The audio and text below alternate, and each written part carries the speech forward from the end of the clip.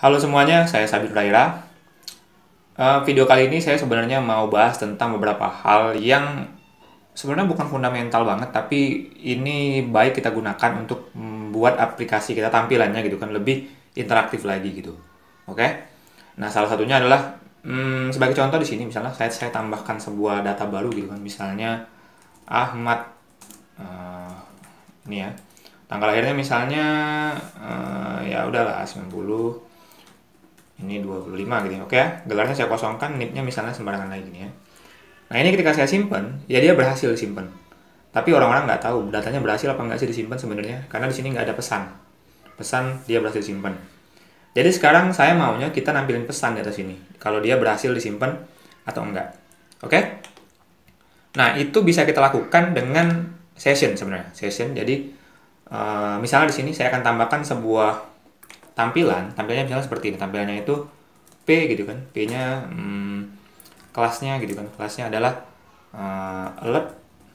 alert sukses misalnya, alert sukses gini. Oke. Isinya misalnya data berhasil disimpan ini ya. Nah, ini sebenarnya cuma tampilan alert saja, jadi ini kalau saya refresh dia akan tampil seperti ini. Oke. Tapi kita nggak mau nampilin setiap saat, ini hanya akan tampil ketika dia berhasil disimpan gitu atau berhasil diupdate gitu ya. Oke. Jadi di sini saya akan buat pengandaian di sini. Jadi di sini nggak selalu tampil. Jadi ini hanya akan tampil ketika kapan? Ketika kita pakai if di sini. Sorry, if ini ya. Jadi ada kondisinya dia akan tampilnya kapan. Gini ya. Nah, ini kita akan buat kondisi if-nya apa? If-nya adalah dia akan tampil ketika ada sebuah session gini ya, session yang isi dari si variabel sukses misalnya. Nih, sessionnya dari namanya sukses gitu kan. Kalau ini ada baru dicetak. Oke? Nah, jadi sekali lagi kalau ini ada, ini akan dicetak. Ya. Nah, ini. Oke? Kita enter lah sekali lagi. Nah, kemudian gimana cara kita ngirim si session saya sukses ini? Jadi, setiap kita berhasil disimpan gini ya, setiap kita berhasil simpan di store ini, kita akan redirect tapi ada variabel bawaan, session bawaan yang namanya juga sukses gini kan. Dan isinya misalnya data berhasil disimpan. Gitu ya. Sementara kalau dia di update gini ya. Di update sini kita tambahin juga sessionnya, di sini data berhasil diperbaharui. Oke. Ini ya. Jadi kita akan coba ini di Laravelnya. Jadi kalau saya refresh, ini nggak akan ada apa-apa gitu datanya. Dan kalau saya tambahkan baru misalnya di sini, misalnya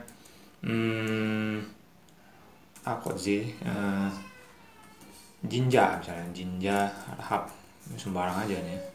Arhab lahirnya misalnya 2001 gitu kan, bulan 08 terus 01 gini ya.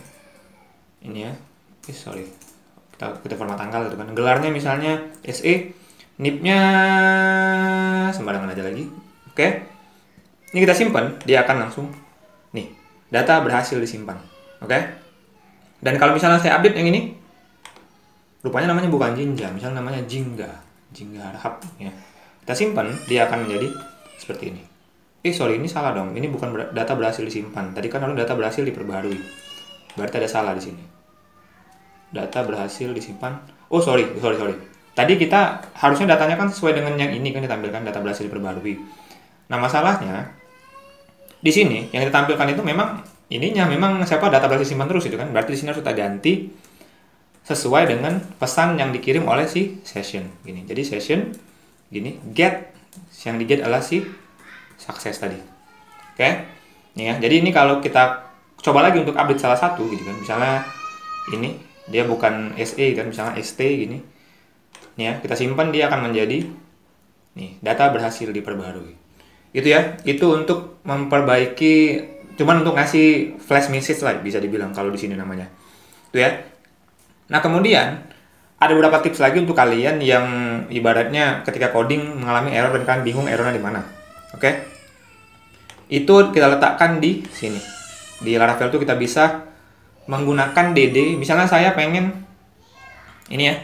Saya pengen lihat nih, ke data sini kok error sih? Apa sih isi dari variable data ini? Nah, teman-teman bisa pakai ini DD. Ini ya. ini. Jadi ini kalau diakses, kalian akan melihat isi dari variabel di isi di atas tadi. Nih, jadi kalian bisa lihat, oh ini tipenya Eloquent Collection. Ada 6 variabel yang di dalamnya. Yang pertama itu ini tabel pegawai bla bla. Ini atributnya, ini kan Joko segala macem gitu kan. Jadi ini originalnya.